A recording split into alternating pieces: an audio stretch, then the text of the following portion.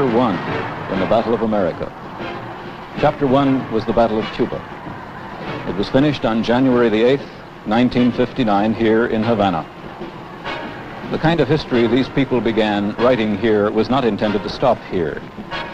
As the men who led this revolution see it, there are 19 more chapters to follow, one for each of the countries in South America where conditions are right for this. And this is revolution.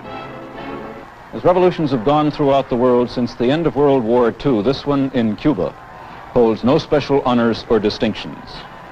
But revolutions have gone until this one. The Cuban Revolution is very special.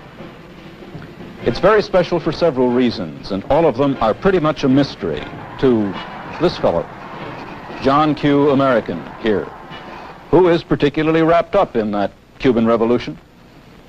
He doesn't really understand what happened in Cuba back in January of 1959, despite the fact that no other person on this planet has a greater number or variety of ways to read about, hear about, see about, and know about things.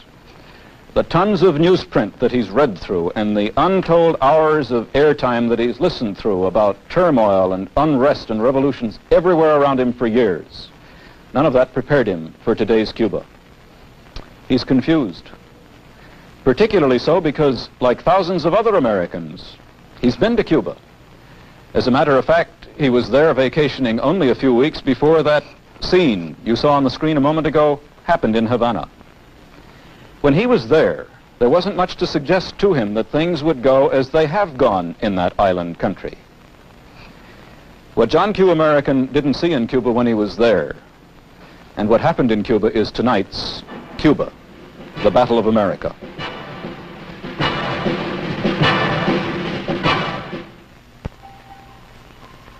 Main Street in almost any large city in any country south of the border. As it happens, this is one of the main streets in Havana, Cuba. Modern hotels, gambling casinos, exotic restaurants, department stores, and office buildings. This is Tourist Alley. Well known to most American visitors to Cuba. To most American visitors, this is Cuba. That is, it's all of Cuba they usually get to see. It isn't Cuba at all, of course. It's a transplanted bit of the United States, from the air-conditioned hotels to the table linen and silver serving dishes in the restaurants. Most of what you see on your screen was built by Americans, in fact. In Havana's case, much of that transplanted bit of North America was built by a very special group of Americans who have given too many of the Cuban people a somewhat peculiar picture of what life in America must be like. John Q. there had a whale of a time in Havana back in December of 1958, several weeks before Castro reached that city. I'm Albert Burke. I'll try to tell you how and why this was the case. He lost quite a bit of money at the gaming tables in the casinos along Tourist Alley, many of which were built by a group of American racketeers with the profits of the crime syndicates headquartered in New York and Chicago, which run most of the bookie operations, dope peddling, numbers and policy rackets, abortion mills, prostitution and poker houses here in the States. He enjoyed the excellent food served in the exotic restaurants along Tourist Alley, and many of them were built by the same men with the same kind of money. And although he doesn't go for that kind of thing himself, and he wanted that kind of feminine companionship, Havana was famous throughout the whole of South America for the quality of its red light district, conveniently located a few blocks away from Tourist Alley. And this is a business enterprise which has been set up and run by the same racketeers who shared their hard-earned Cuban pesos and American dollars with a number of Cuba's government officials for the privilege of providing such services to the vacationing public. All that was part of the transplanted bit of the United States in Cuba that made John Q's vacation there a delightful interlude, but left the visiting guajiro, the Cuban peasant, with a somewhat peculiar idea about what the American way of life must be like over on the mainland, a short 90 miles away. Tourist Alley is, of course, not the whole picture of American dollars invested in the Cuban economy, but it has always been the most spectacular part of that picture in Cuba. And there are tourist alleys all over South America.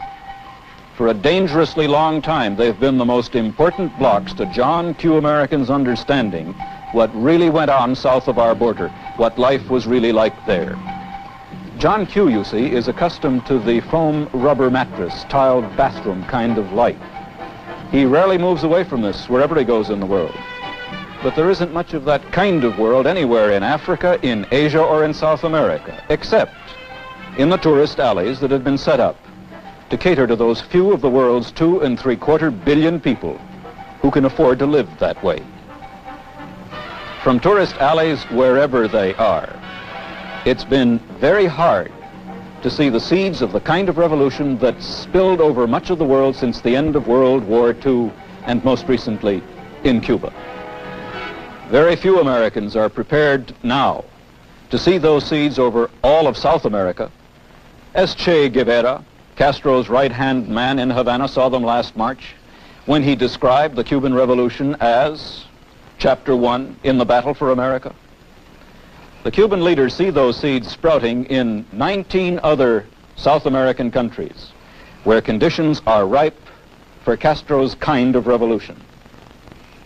What are those conditions? Well, Pope John XXIII put his finger squarely on the most important part of them in his radio message to Cuba's first National Catholic Convention last year. 500,000 Cubans gathered to hear the Holy Father tell them that, and I quote, "The face of the world could change if true charity were to rule. And this is the charity of the Christian man who knows that his wealth has a social function and that it's his duty to give what is above his own needs to those who are deprived of the bare necessities of life," unquote, Pope John. What Pope John XXIII was talking about was a kind of South America that can be seen a fairly short distance away from any tourist alley in any other South American country. The visitor in Buenos Aires, for example, is always impressed by places like Republic Square and streets like the Avenue of the 9th of July. Buenos Aires has some of the widest, best paved, clean and beautiful streets in the world, and they're lined with the smartest shops and hotels. But the visitor rarely sees or hears about a place called the Cinturón de la Miseria, the Belt of Misery, which almost surrounds the beautiful part of that city. In this belt, more than 1 million Argentines live under conditions of filth and poverty which few North Americans alive today have ever known, and even fewer would understand. This gulf between the rich and the poor in every country south of the border is the stuff revolutions are made of. Not the kind that were known in every South American country before January of 1959, but this man's kind, which, as revolutions have gone in the world since 1945, is not particularly unusual. But in Cuba and in Latin America, Mr. Castro's revolution has been very unusual. Fidel Castro offered Cuba's miserable ones, Cuba's poor, most of whom are the Guajiros, the Cuban peasants. He offered them a better deal. He offered them a better life than they'd ever known before. This group, the Guajiros with their families, make up about half the Cuban population. He told this group, in effect, that his revolution would make what Pope John meant by Christian charity a reality for them. This revolution of Castro's was the first in Cuban history to base its policies and its power on the peasant. And his was one of the very, very few revolutions in modern South American history that was not fought between power groups, between the military, between the upper classes. In all other revolutions, the peasant, the poor, the miserable ones, took no real part. They couldn't have cared less who won or who lost, because their lives never changed anyway. But Castro told that group that the revolution he headed was for them. He gave the Guajiro a sense of political power. He gave them to understand what political power meant and what could be done with it. They flocked to his support. Today, almost 2 years later, they are his main support, despite an active, growing opposition from the upper and from the middle classes and from the workers in the cities. The Guajiros are still very solidly with him as the backbone of a revolution new to the Western Hemisphere. Now, these are the conditions that give men like Che Guevara, Castro's right-hand man in Havana, The confidence he felt last March when he said that Cuba was only chapter 1 in the much bigger revolution to come in the whole of South America. That he wasn't just batting his gums about this was pointed up by the visit to Cuba earlier this year by Llano Quadros. At that time, Quadros was a candidate for the presidency of Brazil. And during that visit to Cuba, he said that he would follow the example set by Fidel Castro in his country if he was elected. He also said that Brazil had many problems like those in Cuba. Problems of corruption, problems of inflation. And he said there was a long overdue need for basic reforms. Well, 3 weeks ago, Llano Quadros there won Brazil's presidential election with a landslide majority. And if his opinions about the Cuban Revolution have not changed since that visit, Chapter 2 in the Battle of America may be written with or without a revolution in South America's largest nation. Whatever happens to Castro in Cuba, or to his revolution in the future, whether Castro stays on as the maximum leader, as he's called, or whether his revolution fails, Cuba will never be the same again. It will never go back to things as they were. South America will never be the same again either. Pope John warned in that talk that the gulf between the rich and the poor had to be bridged. The continent to the south of us will never be the same again because the word's gotten around that that gulf can be bridged. That for the Venezuelan and the Bolivian mestizo and for the Paraguayan and the Brazilian Indian, better lives are possible. Schools to learn to read and write are possible. That one does not have to age quickly and die young because of hard work and hunger and disease. That better houses to live in than mud huts and packing cases with tin roofs. These things are possible. This word has gotten around. The trouble is, though, that this word is not being spread by Christian men who practice a Christian charity, as Pope John suggested. It is being spread by revolutionaries who practice a very different method, as suggested by the men who offered these goods and services to Mr. Castro to help him try to stabilize his revolution in Cuba. These are Soviet jet fighters, the kind Mr. Mikoyan of the USSR has offered Cuba's maximum leader. They point up a problem which seriously concerns and disturbs all Americans right now, the problem of a communist-controlled or communist-influenced military base in the Americas. There are reports that in addition to the building of airfields for planes like these, Soviet technicians are at work in Cuba now, building hard missile launching sites which could cover every part of the United States. There are reports, too, about Soviet and communist Chinese technicians building submarine pens for possible future use by the submarine fleets of the two major communist powers. Reports and rumors which we here have looked into and which we would like to have you look into, too, after a short time out. What we've heard about the activities of Russians and Chinese in Cuba today has come to us from men like Ray Robinson, for example, who was a pilot for Cubana Airlines. Robinson was a first lieutenant in the United States Air Force before that, and a short time ago he told our man in Miami, Alexander Rourke, about Soviet MiG planes, missiles, and submarines in Cuba. How many MiGs did you say that they have there? Well, at the time that I was there, the last count I have was somewhere around 35, but it's been a great lapse of time since that time, so they might have more because there has been quite a bit of shipping in and out of Russian and... have you seen the Russians and the Czechs? Yes, I have. I've seen them on quite a few occasions, and also I've seen two Red Chinese. Since just recently left there, they're coming out more and more. What about, we've heard these rumors of rocket bases and so forth in Cuba. What have you heard about them? Well, I understand at the present time now in the Rio del Pinar area that they have actually started construction of somewhat closely resembles of a rocket base in that area. And I'm not too sure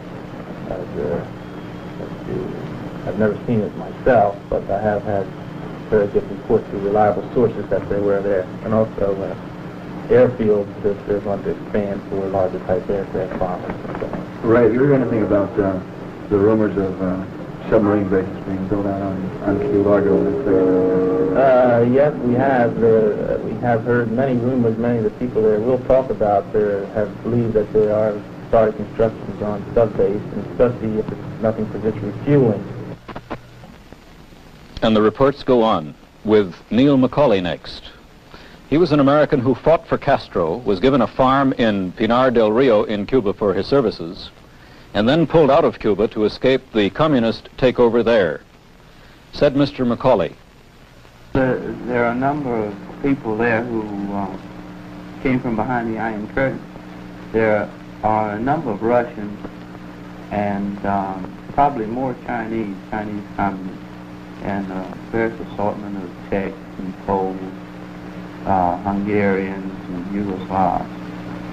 The Russians are the most conspicuous because they always go in groups of 3 or 4. They always have to have a secret policeman or a Communist Party member among the group, and they don't mix with the people at all. They wear these heavy blue serge suits in the tropics, and they're out of place. They just look foreign there in Cuba. Have you met any of them? Well, I met a agricultural team in Pinar del Rio province, and But what do you think these people are there for? Are they just agricultural technicians, or do you think they have more important duties? oh well, I'm sure that there's a good infiltration of Secret Service, secret policemen, or intelligence agents mixed into this group. And there, of course, these, I'm certain that they're political organizers, too. what Ray Robinson and Neil Macaulay were talking about in those interviews was the problem of Cuba right now as most Americans see it. And this is the problem of a communist-controlled or a communist-influenced military base in the Americas, which poses a direct, head-on military threat to our homes, our factories, and to our future. These are the obvious things that concern and disturb us about a Cuba in which the only organized political party allowed to operate today in Cuba is the Partido Socialista Popular. This is the Communist Party. These are the obvious things about today's Cuba, but they are not necessarily the most important things, certainly not in an age of intercontinental air power.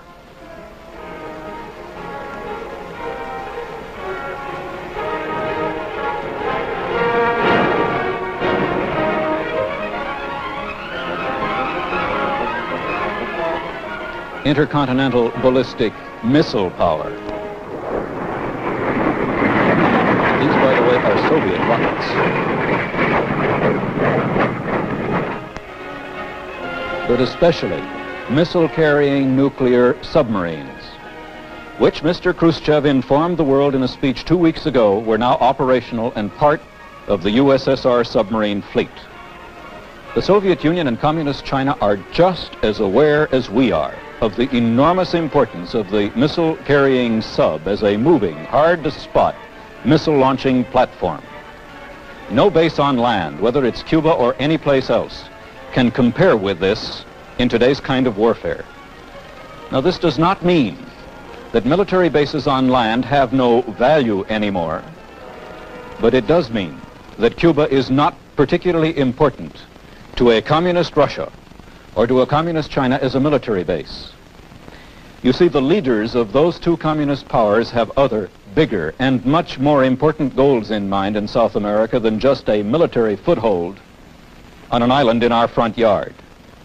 Cuba is particularly important to the Soviet Union and to Communist China in other ways, about which John Q. American there, and that means all 180 million of us, knows little or nothing.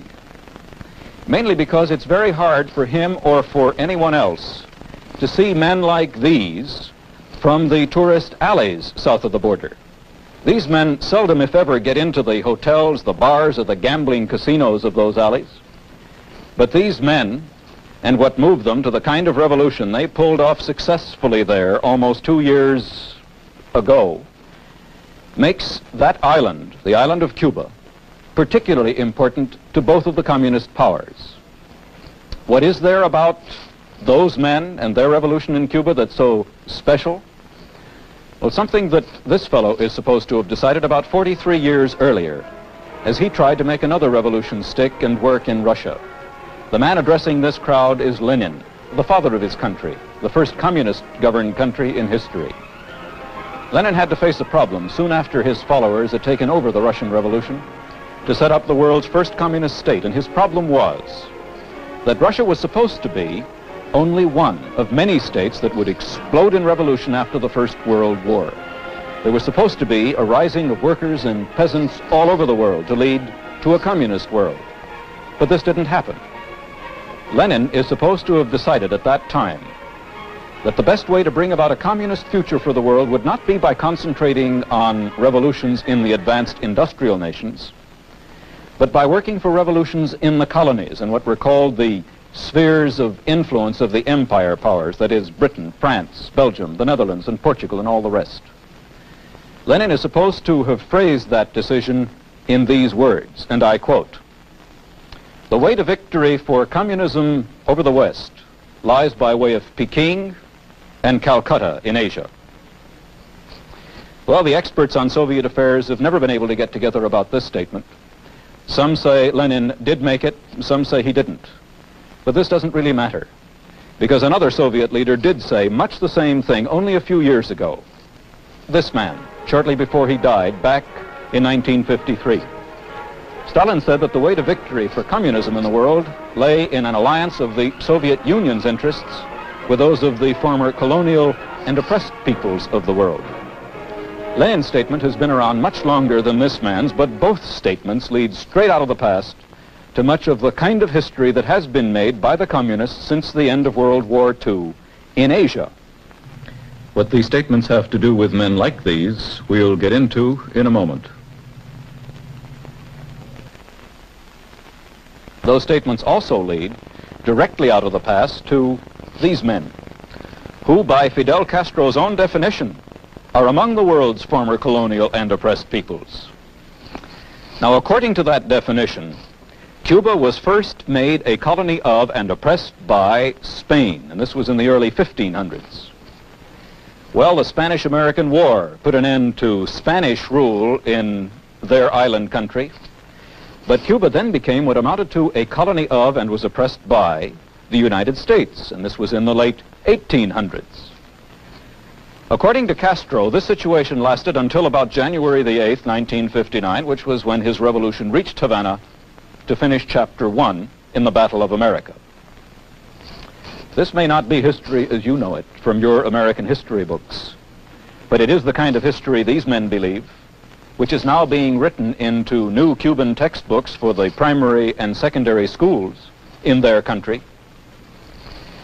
For Juan Desprado here, it was a kind of history that this man wanted to see end.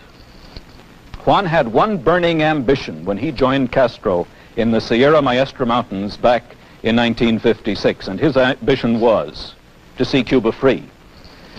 That is, free of a government and a way of life that allowed what this man called foreign interests and big landowners to take Cuba's best farmlands away from Cuban farmers to be worked for the benefit of people outside Cuba.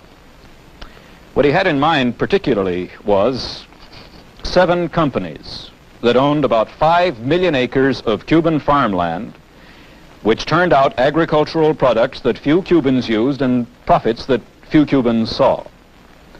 Those 7 companies had their home offices in the United States, and those 5 million acres were about half of all the land under crops in Cuba. They were paying dividends to American investors away off in the United States. This was colonialism to Juan Desprado. And so this man fought for what he called freedom and for land reform in his nation of mostly farmers. His friend Núñez Iberas here had worked for several years as a mechanic in the Guantanamo Naval Base, and this is the American military base in Oriente Province off in eastern Cuba. Núñez was one of 8 children born to Guajiro parents, peasants who owned no land, who made their living cutting cane for one of the 161 sugar grinding mills on the island. Until Núñez was 15 years old, his world reached all the way from his bohío to the general store in the village. And the bohío was home. That is, it was a squat usually windowless, airless shack made of leftover palm tree lumber. The Bohio was home to hundreds of thousands of Cuba's peasants who lived and worked their lives away under conditions that were the rule in Europe about 1,000 years back. Now, these were primitive farming conditions under which the peasants aged fast and died young. Nunez was 15 years old when his father died, at the ripe old age of 36. His father was helped to an early death by a variety of infections and diseases that still affect most of his people, that is, outside the cities. There were health services in Cuba, and there were good ones too in the cities, but they didn't quite reach down to the level of this man and his family. Hunger reached down to the level of this man, though. Nunez knew hunger every year of his life, even when his parents both had jobs during the sugar time. During the very long off-sugar season, when there was no other work of any kind to be had, things would get pretty desperate for these people. Nunez Iberas joined Fidel Castro in the Sierra Maestra Mountains back in 1956, and he had one burning ambition by that time, which was to see Cuba free. Free of governments that did little or nothing for the bulk of Cuba's people, that is, the farming peasants, and free of a way of life that kept the Guajiros out of the 20th century. Nunez worked up this burning ambition while he worked at the American naval base at Guantanamo Bay, which, like most of Tourist Alley in Havana, was a transplanted bit of the United States in Cuba. At Guantanamo, Nunez saw the 20th century up close. He saw it in decent housing, in good schools, in medical care, and in good wages. He heard all about the good life on the base radio. He saw it in American moving pictures and on television. And Nunez was converted. Nunez took to the hills with Castro to fight for what he called economic reform. What he meant was the kind of economy that spelled the good life for Americans. And this meant industrial development for Cuba that would give them what you see on your screen. It meant a drastic overhaul of Cuba's farming setup, which kept Cuban farmers back in the Middle Ages. Nunez had no idea about how this could be done. He only knew that it had to be done. And his friend Jose Martinez here agreed with him. Jose joined Castro in 1956 too, because at that time Jose had one burning ambition, and that was to see Cuba free. Free of governments and a way of life that allowed what this man called foreign interests to dig up and haul out of Cuban mines such things as chromite, manganese, copper, and nickel. Jose, you see, was a miner. And although he received pretty good wages working for a Cuban branch of an American company in the United States, he resented the fact that Cuba's mineral riches were not being worked in Cuba to make more jobs and better lives possible for his people. Instead, Cuban iron ore, as an example, was shipped off to places like the tidewater plants of the Bethlehem Steel Company off in Baltimore, Maryland. And away off there, Cuban ores were used to make more jobs and better lives possible for Americans. Jose Martinez wanted to see economic reform in Cuba too. That is, the kind that would force foreign users of Cuban minerals and ores to mine them and process them in his country. As he saw Cuban history, ever since the year 1511, foreigners, first Spain, then the United States, had been pulling minerals and ores out of Cuba with little or no benefit to his people. It was time for a change, and Jose fought his way into Havana with Castro to bring about that change. And it was change that interested Pedro Jimenez here too. But Pedro's interest in change was not quite the same as the others. This man had a burning ambition too, and that was to see Cubans treated as dignified human beings. That is, as the equals of all other men. And right now, there is no subject about which practically all of the world's peoples around Europe and North America are more sensitive, just as Pedro here is sensitive about racial prejudice. Sensitive people like Pedro have changed the whole political map of the world since 1945, in revolutions which have just about wiped out the empires and the spheres of influence of West Europeans. And in that kind of world, people like Pedro have made Cuba particularly important to communist East Europeans and to the communist Chinese. Because you see, the kind of world these men live in is shot through with the need for land reform. And this is the very thing Juan Desprado back there fought for in Cuba. The world these men live in desperately needs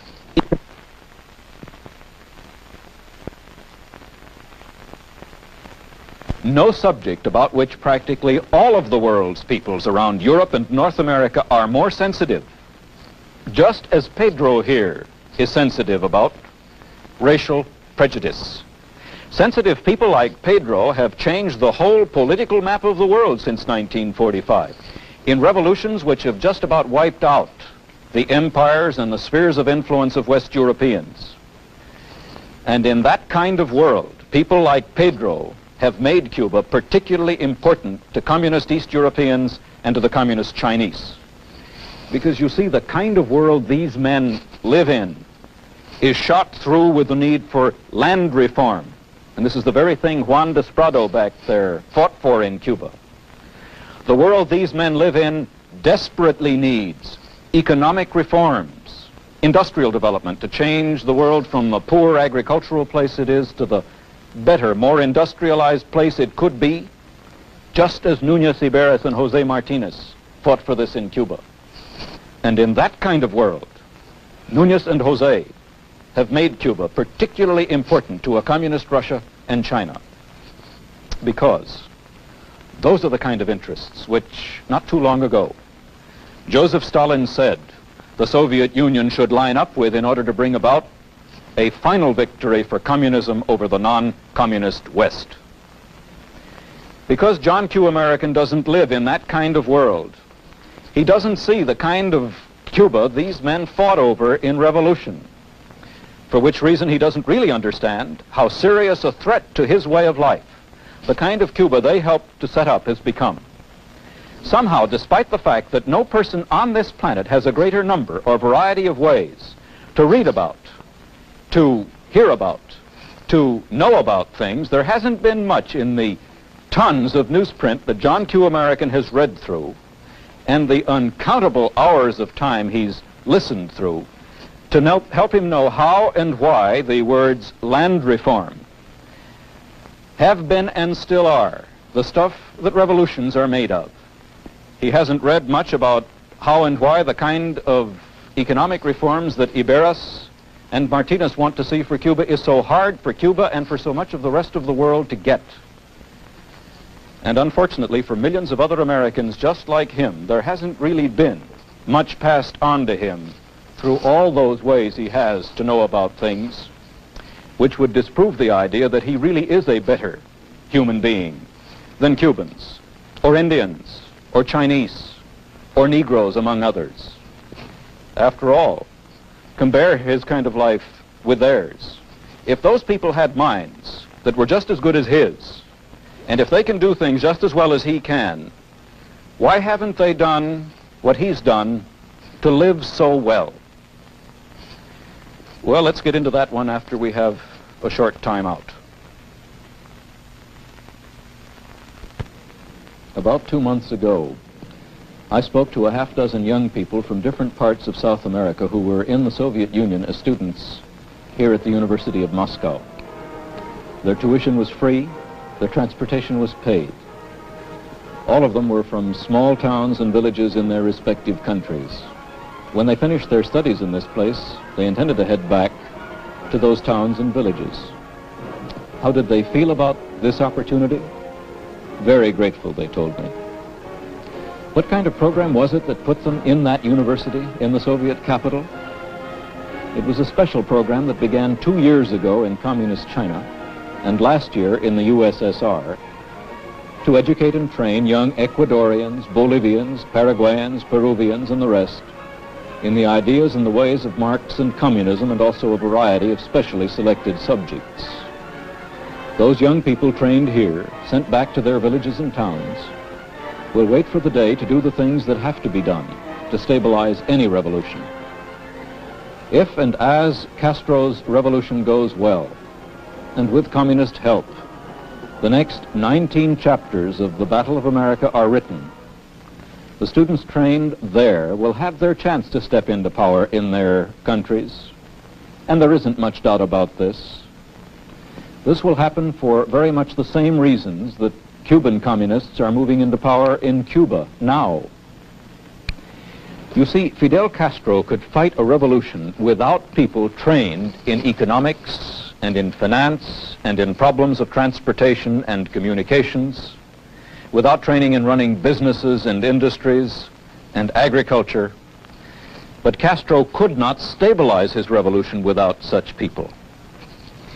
When I asked those young South Americans at the University of Moscow this summer what courses they were taking, interestingly enough, they were studying economics, finance, problems of transportation, communications, and the rest. It's an important characteristic of revolutions that they leave political, social, and economic vacuums, because the people who run revolutions find that they cannot trust the people they revolt against.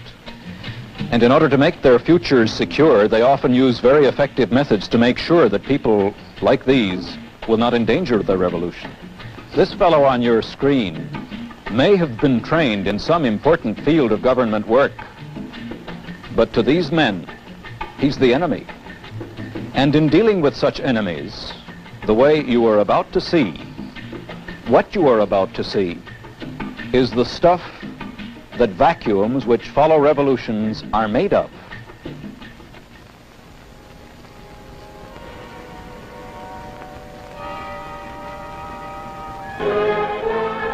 You're witnessing an execution of a former military commander in Cuba.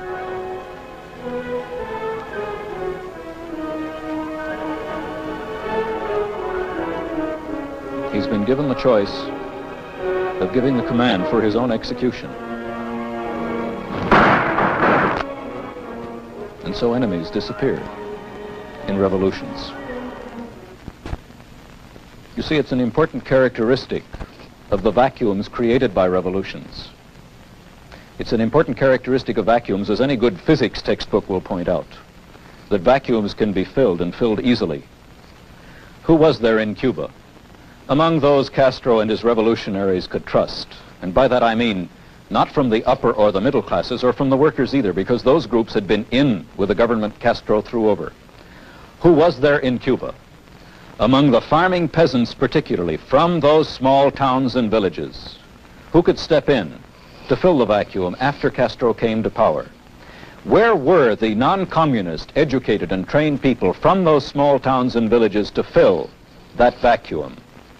In other words, what force have we prepared? What force are we thinking about preparing now, as the Soviet Union and Communist China are now preparing those young South Americans in special schools? What force have we prepared against the day of revolution that was written all over Cuba to see for years, as it was written all over Asia and Africa to see for years, and as it is written all over South America today to see too, outside Tourist Alley, that is. Those training programs for South American students in Moscow and in Peking are communism's investment in the future. And this is the future that Mr. Stalin laid out through places like Cuba as the way to a communist future for the world. And this is the same future which Mr. Khrushchev and Mr. Mao Zedong now assure the whole world will someday be theirs. What investment have we made, or are we thinking of making, to see to it that that future will not be Khrushchev's or Mao Zedong's? Is this to be our investment against a communist future for the world? This is a meeting in Miami, Florida, in that city's Flagler Park. And this is a group of Cuban exiles who call themselves the Alliance for Liberation.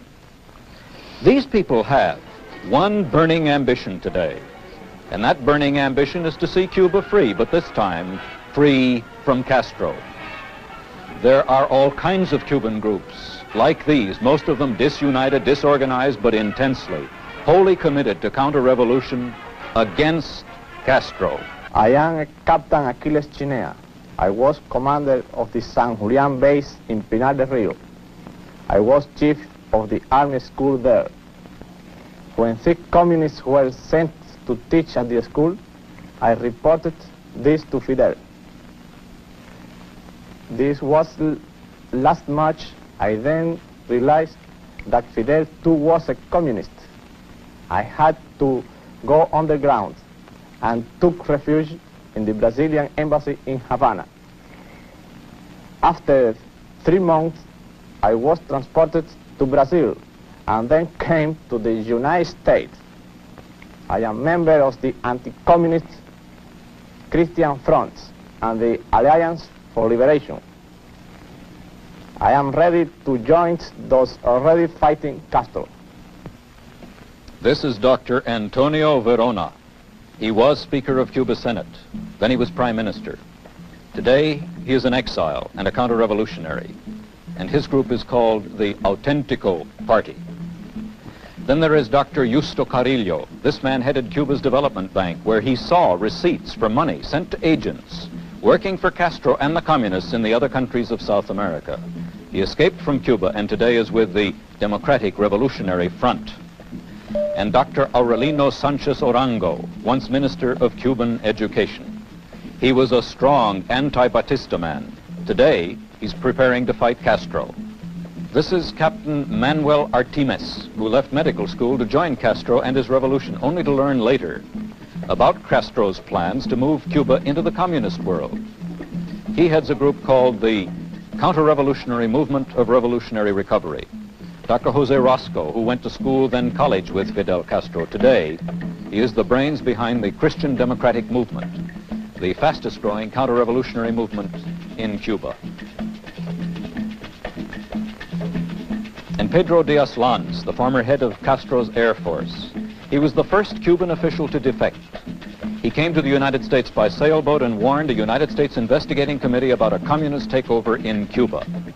To back up the hopes of those counter-revolutionary groups, tools like these are being collected, second-hand weapons of all kinds, which are loaded into small boats like these for increasingly dangerous trips to Cuba, taking in supplies and bringing out refugees and fugitives from Castro's police. In this way, many exiles have gone back to Cuba to fight, and many of those exiles have died. Many more will. Now, at this point, John Q. American, you and I face a problem. Are those highly emotional, disorganized, many-interested, counter-revolutionary Cuban forces with no clear-cut program to meet the problems of a Cuba that those men fought under Castro to correct? Are those people armed with the latest weapons like these, put in their hands, where they practice the use of these weapons not far from Miami, Florida? Are men like these, with this kind of training, later to be carried out of the United States in American ships? Are these men and these weapons to turn Cuba into a battleground again? The question is, are those groups you saw and the methods you saw there to be our investment to keep the battle of America from going communism's way in the other 19 countries south of the border? The question is this an effective answer to communism anywhere in the world? How does this solve the problem of land reform? How does this solve the problem of economic reform, of industrial development? How does it solve the problem of race prejudice? As these things are the stuff revolutions are made of in today's kind of world. Let's go to Mr. Macaulay again to get a view of this. Do you think that the United States should intervene, or just what do you think is the solution? Well, Alex, I don't have a solution. This is a tough problem. I'd like to see some steps taken. I don't know what the United States can do as far as aiding the Cuban people in ridding themselves of the communist dictatorship. I think something more has to be done than we did in Hungary. We've got to give these people some sort of help, but just what help, I can't say. What about the possibilities of the Cubans within Cuba and the exiles from outside doing something? Do you think they have much of a chance? Frankly, I don't think they have much of a chance. The situation gets worse as time goes by. The chances of overthrowing Castro diminish with time. The Russians are getting a stranglehold on Cuba now. They're sending in the arms, the equipment, the planes, the tanks, everything Castro needs to put down any popular rebellion. There's more to come on this subject in just a moment. We live in the world of the Juan Desprados and the Jose Martinez. From Indonesia around the world to Cuba, it's a world of exploding populations, desperately in need of land reform, economic reforms, in agriculture and in setting up industries, and a world sensitive to the point of explosion about the idea held by too many white-skinned people that they are somehow better than dark-skinned people. These are some of the more important things revolutions are made of today, but communists didn't create them. These problems showed up in human affairs before the first Bolshevik was out of diapers. And these problems would be around to spark revolutions in human affairs if every communist on earth very conveniently were to kick the bucket and die off this minute. Communists didn't create the stuff today's revolutions are made of, but they have fed on that stuff from Russia to Cuba. The Russian Revolution was not a communist revolution back in 1918, but it became one. And nothing did more to keep the communists in business in that country about 40 years ago than the idea that was tried then by this country and others in Europe to deal with the stuff of revolution there by backing Russian counter-revolutionary groups with bullets. More than 3 years of bullets and counter-revolution in Russia did not destroy communism there for two reasons. First, the bullet hasn't been made yet that can shoot our way out of the kind of problems that exist in the world of men like Juan Desprado and the Martinezes. Second, that was the easy answer to problems that have no easy answer. Cuba is not Russia. With today's weapons, that country, that island could not only be overrun, it could be wiped out in minutes. But Cuba is like Russia in the sense that bullets and counter-revolution are no better solution today for the problems of land reform, economic reform, and exploding populations than they were 43 years ago in Russia. Look hard at history as it happened, particularly during the past 15 years. 15 years and some $90 billion after World War II, despite all the military pacts, the treaties, and the defensive alliances we've put through in the best top hat, cutaway coat, and striped trouser kind of diplomacy. Despite military assistance, technical assistance, economic aid, and Point 4 programs, communists have fed on the stuff that makes revolutions, have taken over other people's revolutions right into Cuba here in the Western Hemisphere for two reasons. First, the dollar hasn't been printed yet that can buy our way out of the kind of world the Juan Desprados live in. And second, bullets and counter-revolutions are still the easy answer to problems that have no easy answer. There are no easy answers to deal with the stuff revolutions are made of. There are no easy answers to communism. There's only hard work. Hard work by each individual thinking and voting American who must work hard to understand that the key to the survival of our way of life today lies in dealing with the kind of world those men live in. Not just understanding it, but willingness to work in it, away from the tourist alleys and the tiled bathroom kind of life, to defend America. And not just in the battle of America, which Mr. Castro has in mind for South America, but in the battle of the world, which communism has in mind for this whole planet. This means hard work to face head-on and deal head-on with the problems of exploding populations, land reform, economic reform, but most important, the demand by human beings everywhere, even here at home, for dignity. To do this by other means than bullets and blank checks passed around by blank minds. Until we do this, it will not be communism that wins the world. It will be democracy that loses it. I am Albert Burke. We haven't finished with this subject. We'll be back. But thank you.